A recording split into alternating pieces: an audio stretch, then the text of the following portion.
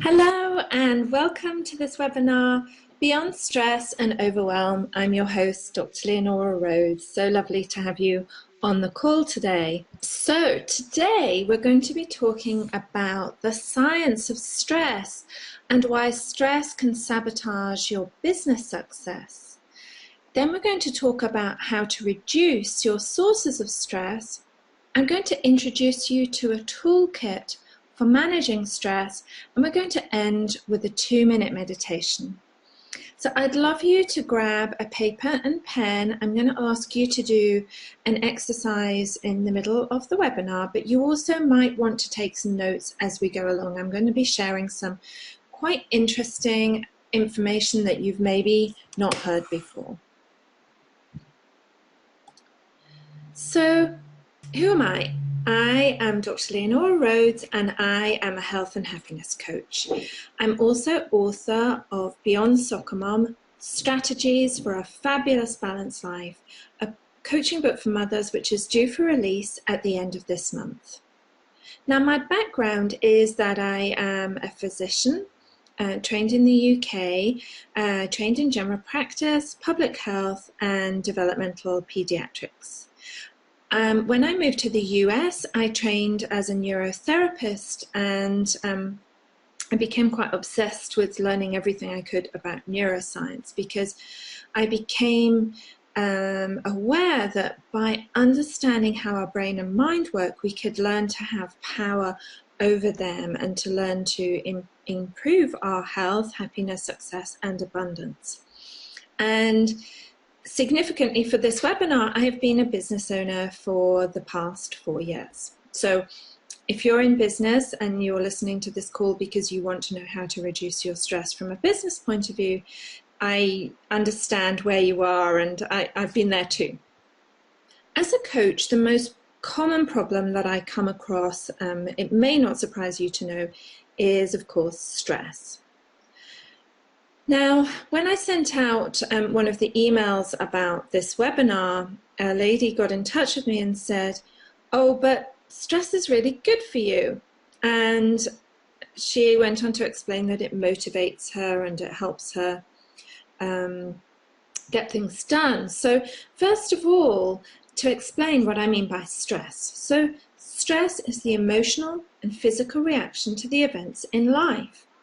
And these effects can be appropriate and positive, such as getting more work done, or they can be inappropriate and negative, such as getting upset, angry, or overwhelmed. And it's this last kind of stress that we're talking about when we talk about stress. So, a bit of neuroscience for you. This is how stress works. So, our brain perceives something to be a threat, an event. And interestingly, it doesn't even have to be an event that occurs. It can even just be a thought that occurs to the brain to make the brain think that it's under attack or that it's threatened. So the brain then sends nervous signals to the rest of the nervous system and within the brain itself. And it sends a cascade of hormonal signals throughout the whole body.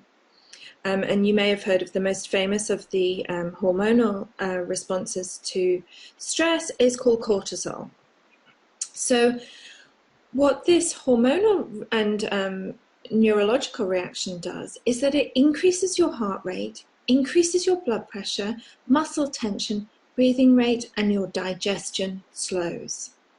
And this is known as the fight, flight, freeze response.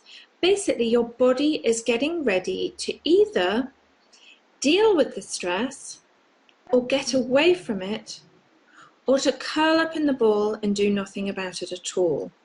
And back when we were cavemen, you know, some of the people back then would have had this freeze response. They would have found somewhere to go and hide.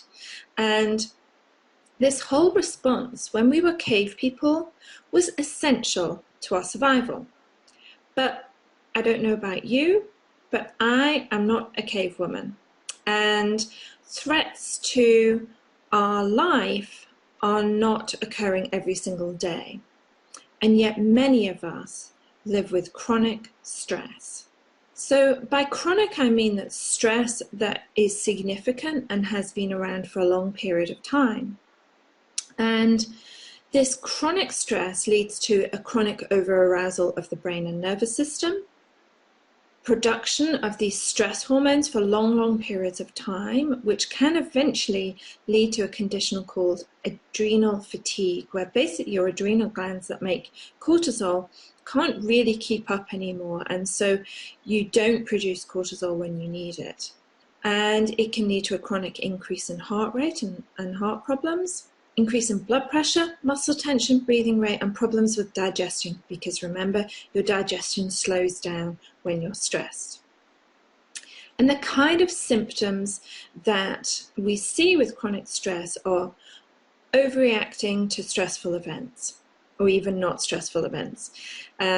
Panic, exhaustion, headache, muscle pain, tension, chest pain, fatigue, stomach upset, sleep problems, anxiety and depression, restlessness, social withdrawal, lack of motivation or focus, irritability or anger, overeating or undereating, drug or alcohol abuse, and change in libido, and many, many more symptoms. In fact, it's reckoned that over 90% of medical problems presenting with to internal medicine doctors or general practitioners is really due to stress. So in adults, chronic stress can lead to an increased risk of mental health problems, causing or worsening of physical health problems such as heart attack, cancer, stroke, immune system problems.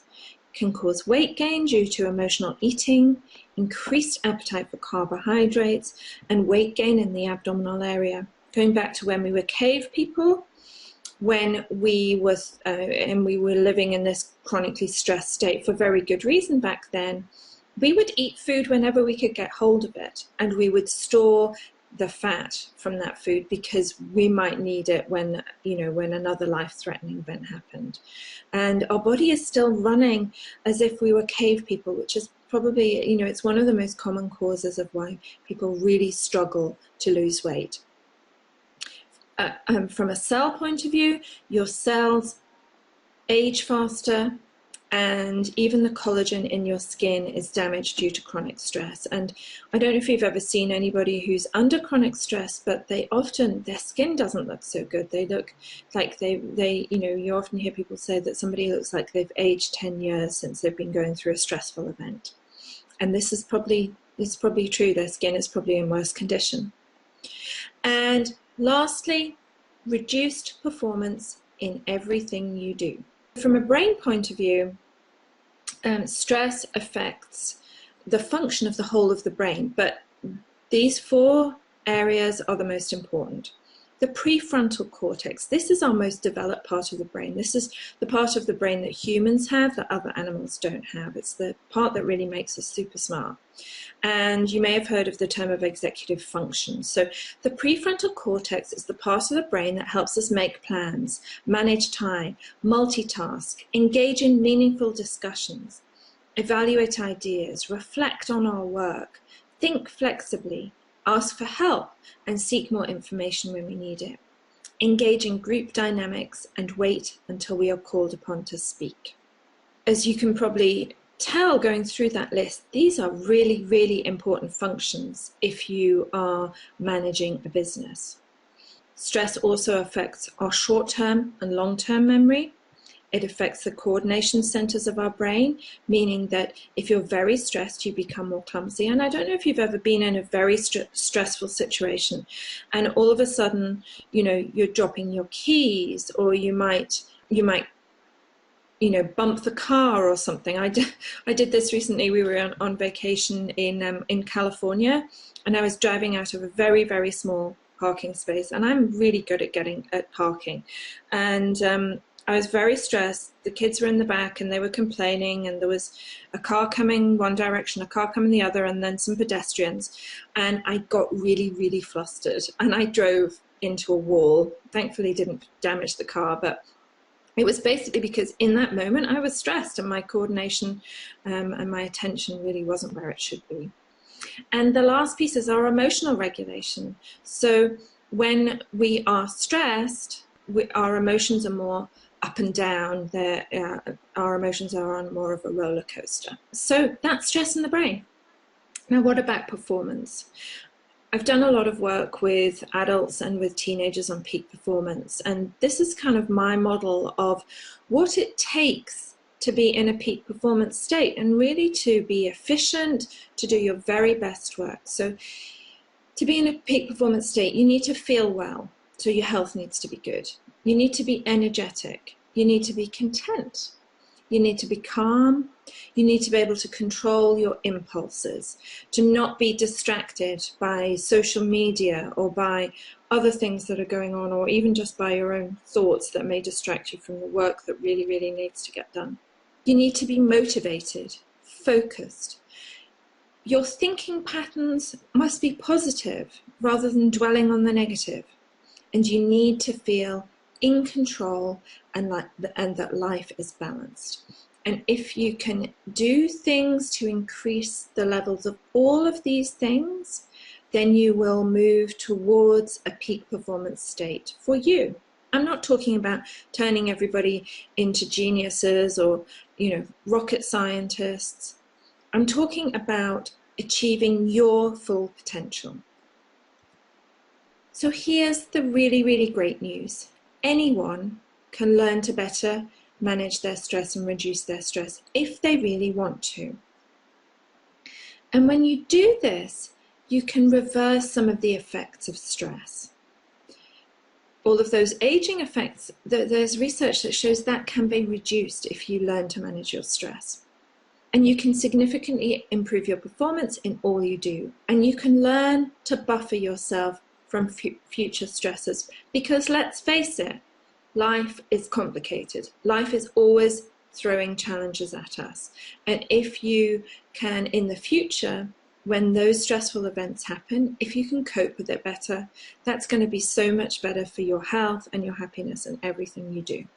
By learning to better manage your stress, you can improve your health, happiness, your relationships, you can become a peak performer, you can increase your business success, and ultimately attract more abundance in your life, whether that's abundance of wealth or of love or of passion or whatever it is you want more of in your life.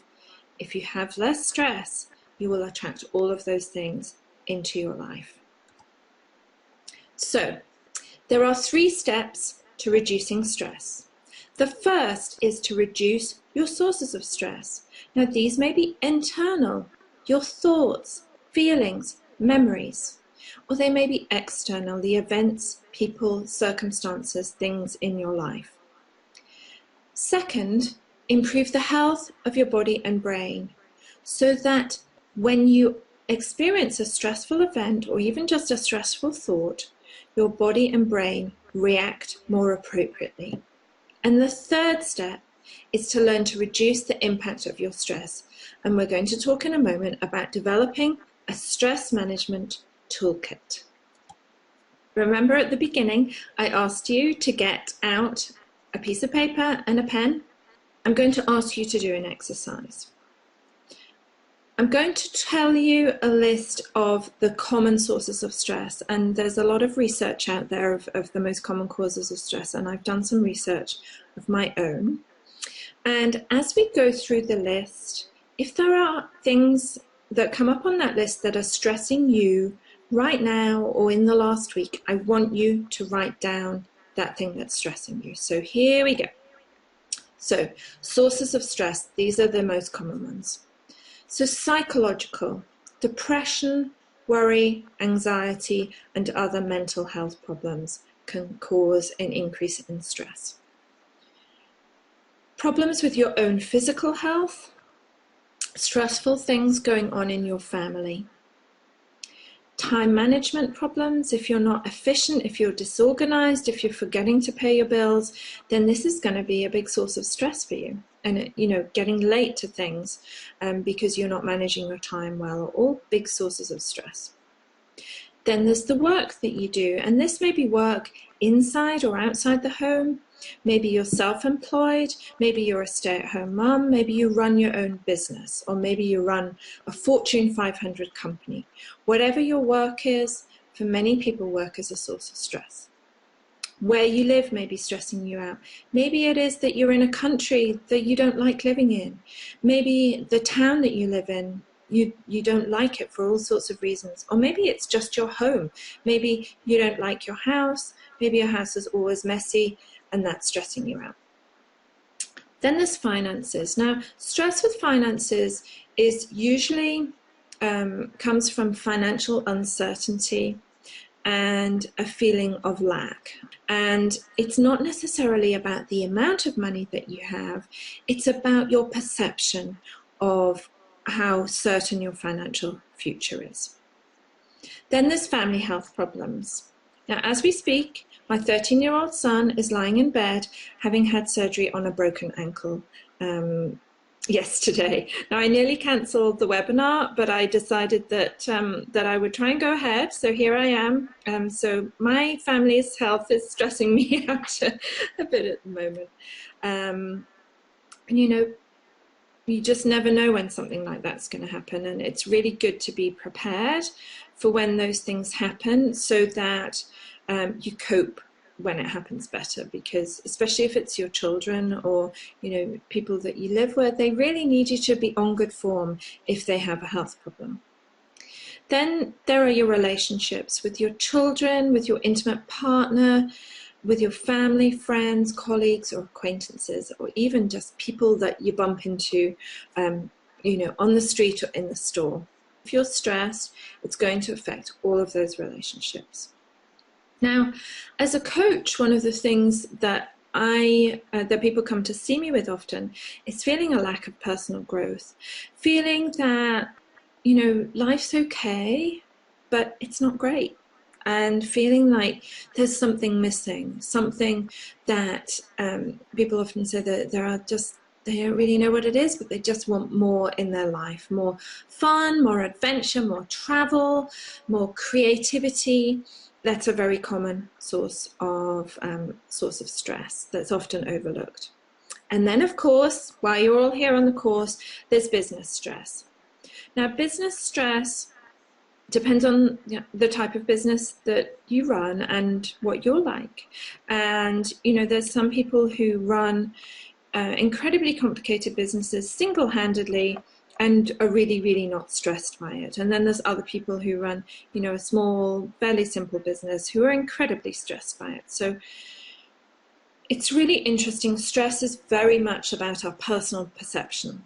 And if somebody says that they're stressed about something, believe them, they are. Because if whatever it is that's going on in their life, to their brain and mind, it's stressful, then that's stress. And when you meet people and you kind of think, what on earth are they moaning about? They've got nothing to worry about. Why are they feeling stressed? Well, it's just because that's their perception at the time, and it needs to be taken seriously. Our perception is our reality. So I hope you've come up with a list of your current sources of stress. Now, there are 3 things. I only have 2 on this slide, but there are 3 things that you can do when you've identified your sources of stress. The first is to ignore them and do nothing about it. If you take this option, then you're kind of choosing to be stuck with your stress. The second thing is to take action to reduce the source of stress. Now, for example, if your source of stress is that you haven't done your taxes yet, and you're really worrying about it, but you hate doing them and you can't really afford an accountant, then that source of stress will disappear if you take action and get your taxes done. Now, there are some sources of stress that you really, really can't do anything about them. They're just things that are going on in your life. I wish I could turn back the clock and my son not fracture his ankle, but I can't. And for those kind of sources of stress, you need to learn to deal with them. Dealing with stress, this is otherwise known as stress management. All of the coaching clients that I work with them to develop their own stress management toolkit. Now, just as our stress is very personal and depends on our unique personal perspective, our own stress management toolkit does too. Nobody else can tell you what will relieve your stress. You have to kind of come up with a list of things and play around with them. Now, the reason I call it a toolkit is that you need more than one tool. I meet an awful lot of people for whom their main stress management tool is exercise. And this is fantastic. Exercise is an amazing source of stress release. It reduces all of those stress hormones, and it calms the nervous system. But the problem with over-relying on one source of stress management, like exercise, is that when you can't do that, then you are left with nothing to rely on. And I've worked with a couple of clients who've been in that situation, and we've really had to develop other strategies for when they're not able to exercise. There was one lady, for example, who had a month ahead of her of traveling where she was really not going to be able to exercise much, and she was somebody who exercised. She was a kickboxer. She used to exercise 2 hours every day, 7 days a week. So when she was in her when she was traveling with business and she couldn't do that, she felt dreadful. And so we developed some new tools to have in a toolkit for when she wasn't able to exercise. So the first thing is lifestyle changes. It may be changing your diet. It may be drinking more. It may be adding some exercise. There's lots of lifestyle changes that you can make that improve your stress management.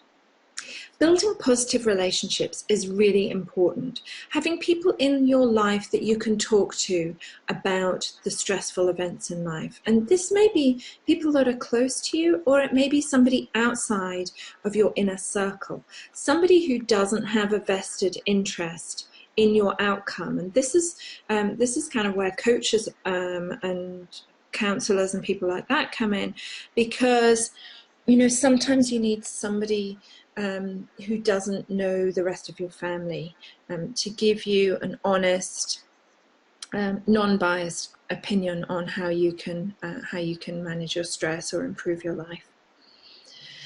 Engage in activities that put you in a positive state. Now, this may sound so obvious, but it will amaze you to know that there's an awful lot of people who, when we do these kind of exercises, say, "Oh yeah, I really love watching a comedy on TV," or "I really love going for a walk in nature.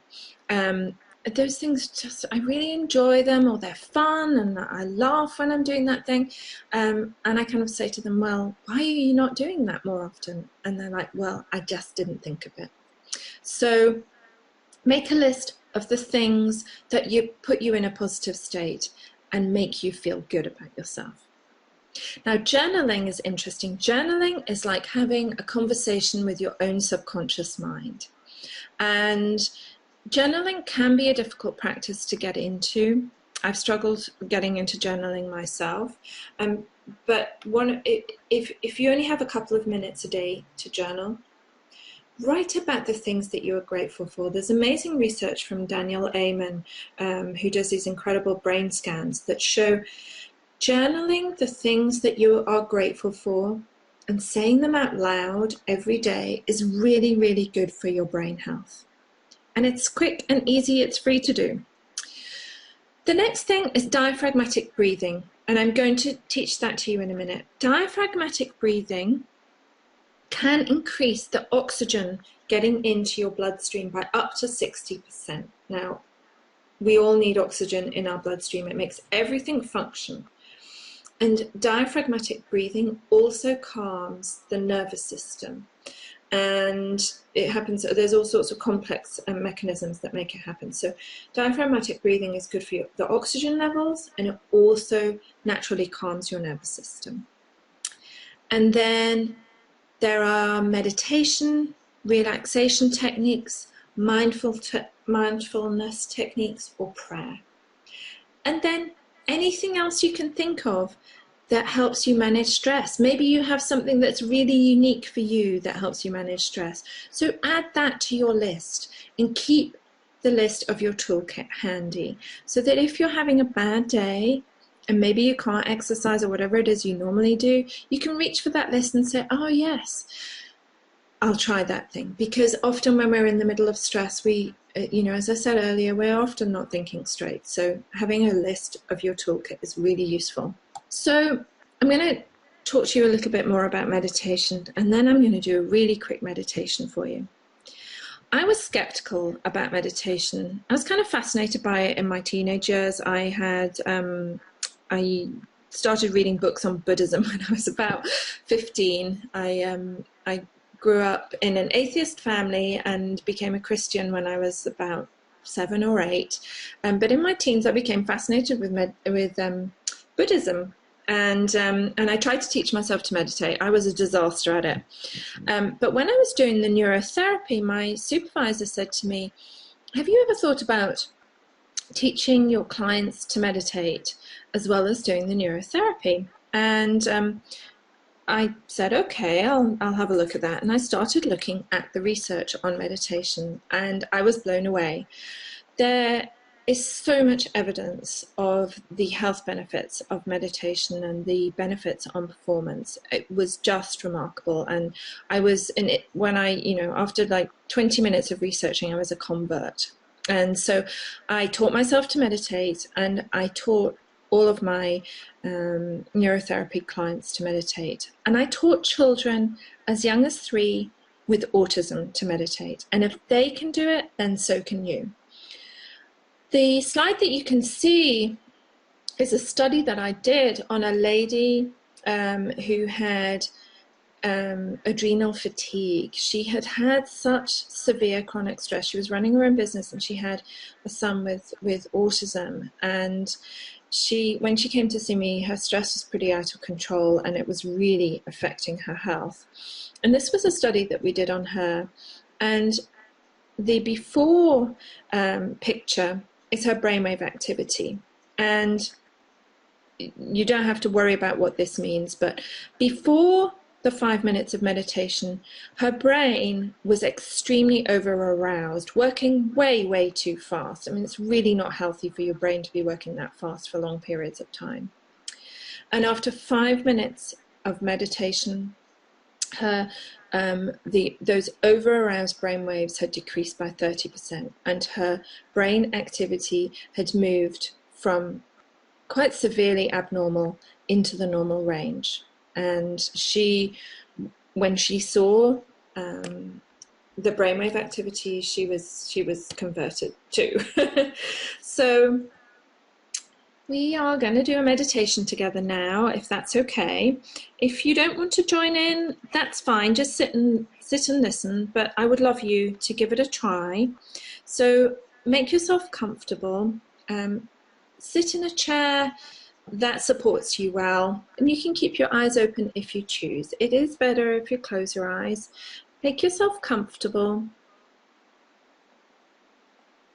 And put your hand on your tummy, just above your tummy button, and focus on your breath. Feel the rise and fall of your hand as you breathe in and out. As you breathe in relaxation. And as you breathe out your worries. With the next breath out, I want you to blow out all the air from your lungs as if you're blowing up a big balloon. And as you breathe in, notice your tummy moves out. And as you breathe out, your tummy moves in. Breathing in and out. In and out. Breathing in relaxation. Breathing out all your worries.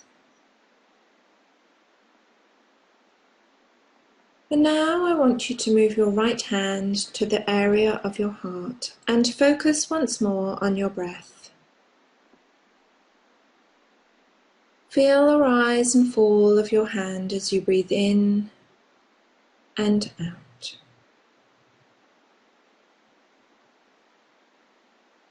Now I want you to think of something that makes you feel happy. It may be the memory of a happy time, the image of a loved one, the feeling of pride or satisfaction, or something else. Think about the happy thought and allow the happy thought to become a happy feeling.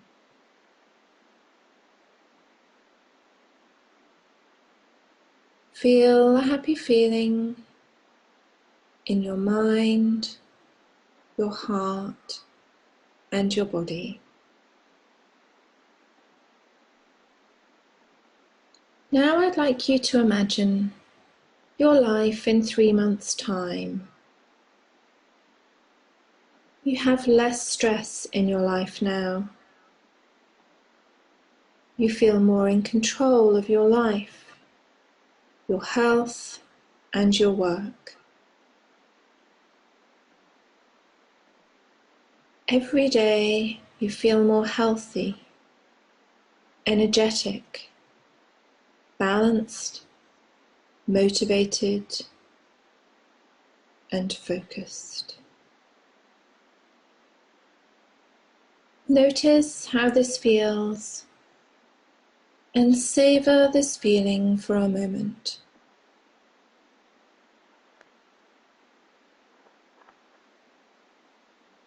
Now, on the count of 3, I want you to open your eyes. When you do, you will remain feeling calm and relaxed. 1, 2, 3. Open your eyes and stretch for a moment. Well, thank you for joining in with that if you did, and I hope that was a pleasant experience for you.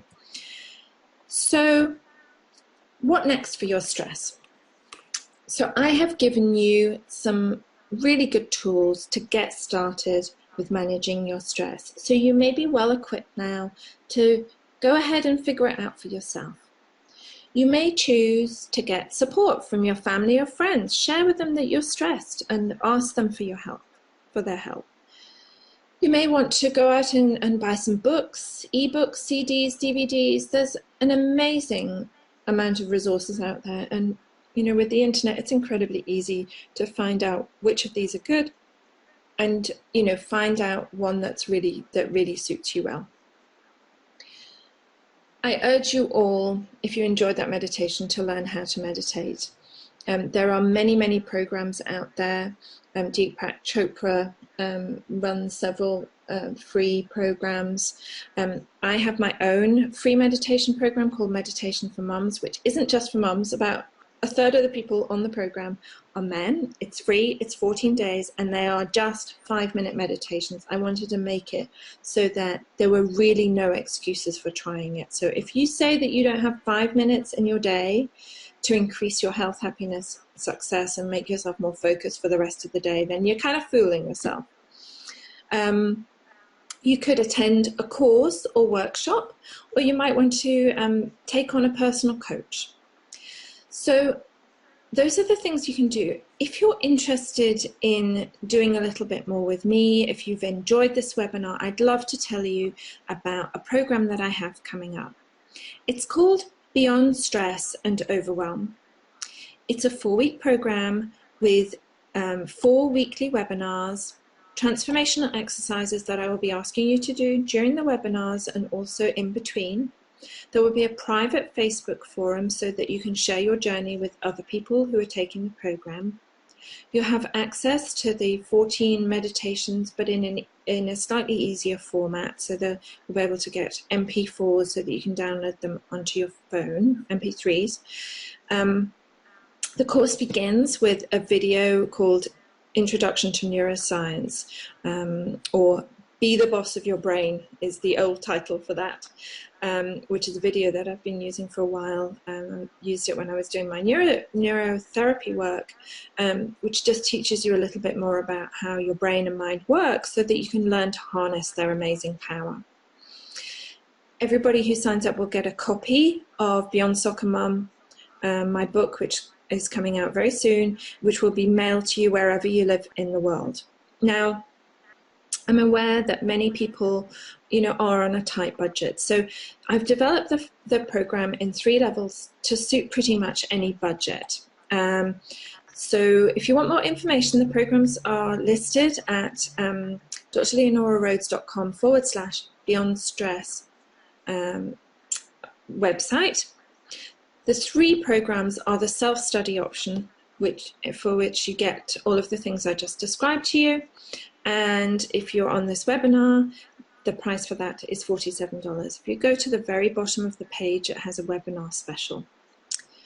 The Gold program is the self-study program plus a brain health questionnaire that I have developed, which will help you better understand your brain. Now, most of us have brains that are working okay, but are often a little bit imbalanced. And when we can better understand the areas of our brain that are struggling, I can make recommendations for you as to the things that you need to do, lifestyle changes, the food that you need to be eating, the type of exercise you need to be doing in order to improve your brain function and move more towards a peak performance state.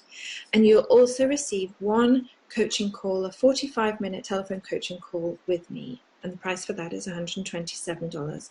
And then there's the Platinum program, which is what I've just described, but instead of 1, you get 4 coaching calls with me, and the price for that today is $627. I would love to engage with you more after this webinar. If you want any help and advice from me, please reach out. Thank you so much for your time and attention. If you want to know more about me and the work I do, my website is drleonaurarhodes.com.